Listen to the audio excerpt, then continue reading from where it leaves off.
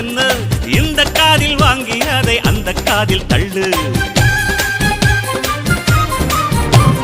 மேகம் மீதந்தாலும் காகம் பறந்தாலும் ஆகாயம்தான் அழுக்காக ஆகாதுன்னு சொல்லு. பூ பந்தை யாரும் நீரில் பத்தித்தான் வச்சாலும் வந்து வரும் தண்ணி மேலதான். ஆட உன்னை யாரும் ஓரம் கட்டித்தான் வச்சாலும் தம்பி வாடா வந்து போ.